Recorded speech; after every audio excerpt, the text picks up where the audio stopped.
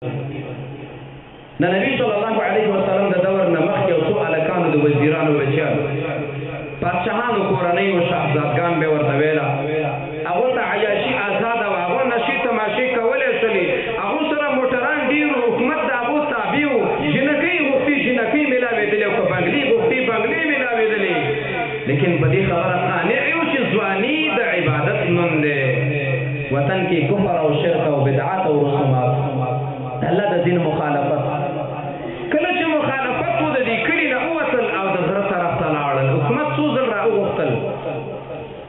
افکار یې ورکړو سم شي مه کوه داسې خراب به شي ملګرو مشوره وکړه وایي هر څه کوو خو عقیده نه پرېږدو غره ته لاړله 9.5 کاله ویده دي 9.5 کاله مړه دي حکومت یې ملګرتیا نه کوي یو د شپونکي سپی هغه هم د دې ځوانانو سره روان دی الله رب العالمین وروسته هغو له ژوند ورکوي او په یو طریقه باندې هغو ښکاره کېږي دې ټولو کې د الله رب العالمین د علم اشاره ده چې په غیبه باندې الله پوهېږي مظلومان فقیران مؤمنان مسلمانان الله ساتي بادشاهان او قوتونه چې الله ونه غواړي صفر نه دي صفر دي اسم هم نه وي الله نبی صلی الله علیه وسلم ته د دې هلکانو قصه کوي او په الله باندې ډېر ګران دی وایي نحن نقص علیک نبأهم بالحق دې نحنو ته ګوره په نقصو کې دې نون ته ګوره دا دومره کمالي هلکانو په الله ګران وو هلک چې صحیح مسلمان شو په الله ګران دی انهم فتیة آمنوا بربهم وزدناهم هدى انهم یقینا دا کنه دي کنه دا زمري اندا لکان نو کنه فتیه ځوانانو څه بدل سنوي مشران ناس دي کنه ته تاسو د پرېدم نن ځان چاته وي چې لاس کې تور تار چولې ځان چاته وي چې پرتوک په ځان پسې راکاږي ځان چاته وي چې دا وړوکی یو غټ پیدا تړولې ځان چاته وي چې شپې د کور په دیوال راوړي ځان چاته وي چې نری سیګریټو سره وي ځان چاته وي چې نسوار خوري ځان چاته وي چې پردې شلې ته د عزتۍ دپاره ولاړ دی ځان چاته وي تر د سحر اذانه فیسبوک دی او تلیفون دی د نجونو عکسونه دي او سندرې دي او ډنس دی او دا ګډاګانې او نڅاګانې دي دا چې د سهار اذان کېږي وده کېږي او د ماخوستن د اذان نه وروسته تر سهاره پورې بېمونده تلیفون ته ګوري انهم فتیة دا تیچه کېدلی شي ځوان دې ته وایي ځوان چې د الله دپاره غره ته وخېږي د الله دپاره ژوندی او د الله دپاره مړ شي د کافر بدې شي کافرې بدې شي مشرکان یې بد شي د مشرکانو بدې شي مبتدعین دې سر نه شي اوچتولی مبتدعین ورته غلي غلي ګوري چې بیا به څه کېږي ځوانان مؤمنان جوړ شي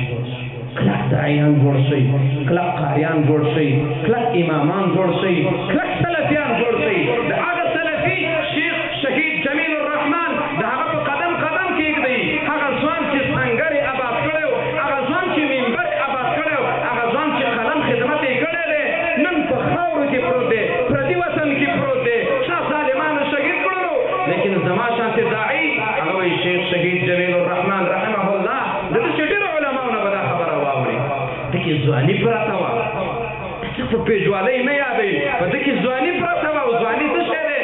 دی دین انهم فتیة فتیه چاته ویل کېږي آمنوا بربهم ایمان چې چا کې دا ځوان دی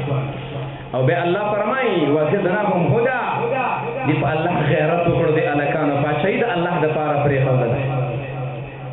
کله یې د الله دپاره پرېښود الله وایي نور مې موله ایمان مضبوط کړلو دومره سخت ایمان دی غره ته روان دی او پاچاهي پرېږدي او کور پرېږدي او مور یاران دوستان او مزې او تماشې پرېږدي لیکن د الله پرېښودلو ته تیار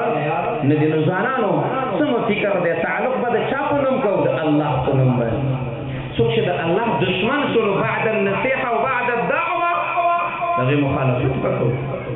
څوک چې ښکاره د دین خلاف دی د حتی الوسع د دلیل لاندې د دعوت د اصولو برابر به مخالفت کوو نو الله رب العالمین فرمایي دا هلکان زما په نوم باندې لاړل وربطنا على قلوبهم اذ قاموا ما تا ته دا خبره کله کله چې ځوان چې خپل عقیده به ښکاره وی الله یې په دې زړه کې جرأت واچوي جرأت همت د رب العالمین اچوي او دا جرأتمن انسان چې کله غرب غروب کوي ګیدړانو خبره پیږي چې کیږي بس وایي موږ له کار ګوري زنځیر دي ځای کې کار کوي ټلیفون شته دی د حکومت لاس بر دی د ملک کاکا لاس بر دی نیول آسان دي ته ولې خبره دیږي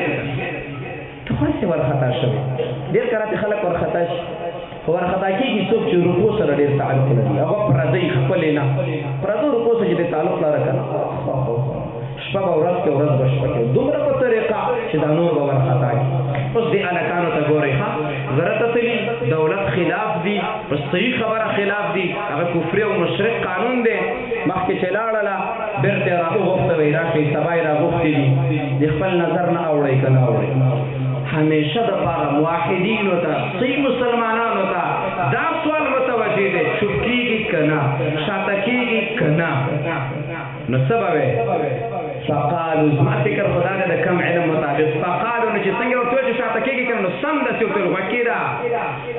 ربنا رب السماوات والارض زما رب د اسمانونو او د ځمکو دی